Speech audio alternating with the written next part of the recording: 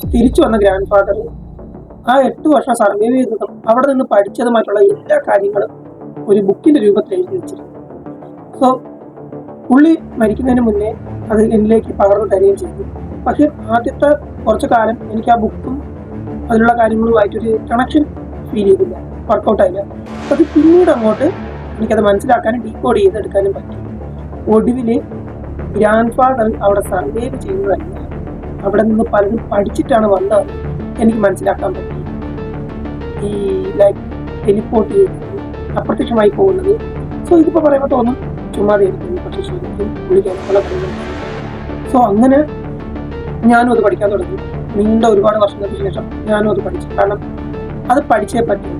Grand father പോയാൽ ഡെൻസ്റ്റായാൽ അവിടെ പോകണമെന്നുണ്ടെങ്കിൽ ഓളത്തിൽ സർവൈവ് ചെയ്യണമെന്നുണ്ടെങ്കിൽ തന്നെ പഠിച്ചിരുന്നേ പറ്റൂ. സോ അവിടെ ഒരു മിസ്റ്ററി മറിഞ്ഞിരിക്കുന്നു. അത് കണ്ടുപിടിക്കാനും നമ്മളെക്കാട്ടി അഡ്വാൻസ് ആയിട്ട് ജീവിക്കുന്ന ഒരു ജീവമാണ്, അല്ലെങ്കിൽ മനുഷ്യനേക്കാളും അല്ലെങ്കിൽ മനുഷ്യൻ ദൈവമെന്ന സങ്കല്പത്തിൽ പറയുന്ന പലരും അവിടെ ഉണ്ടെന്നാണ് ഈ ബുക്കിൽ പറയുന്നത്. സോ അത് കാണാനും അതെന്തെന്ന് അറിയാനും വേണ്ടി ഞാനും പോകാൻ തയ്യാറാണ്. സോ അതിനു വേണ്ടിയിട്ട് ഞാനിത് പഠിച്ചെടുത്തു. ഇതുപോലെ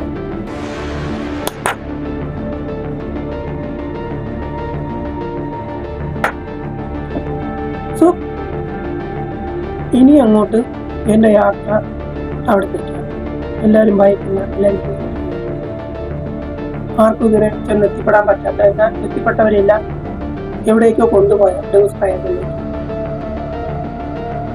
എനിക്കിനി എന്താണ് സംഭവിക്കുന്നതെന്ന് അറിയത്തില്ല. പക്ഷേ അവിടുത്തെ വിശേഷങ്ങളുമായിട്ട് ഞാൻ തിരിച്ചു വന്നേ പറ്റൂ. കാരണം നമുക്ക് മേലിൽ അധികാരമുള്ള, നമ്മളെക്കാട്ടി ശക്തരായിട്ടുള്ള ഒരു വർഗം വേറൊരു ഗ്രഹത്തിൽ നിന്ന് ഭൂമിയിൽ വന്ന് ജീവിക്കുന്നുണ്ടെങ്കിൽ അത് നമ്മൾ കണ്ടുപിടിച്ചല്ലേ പറ്റും. അപ്പോൾ ഗ്രാൻഡ് ഫാദറിന് ചെയ്തു തീർക്കാൻ പറ്റാത്ത ആ ഒരു കാര്യം ഞാൻ ചെയ്തു തീർക്കാൻ പോവുകയാണ്. അപ്പോൾ ഈ നിമിഷം തൊട്ട് ഞാൻ അങ്ങോട്ടേക്കുള്ള യാത്ര തുടങ്ങാൻ പോകുന്നു.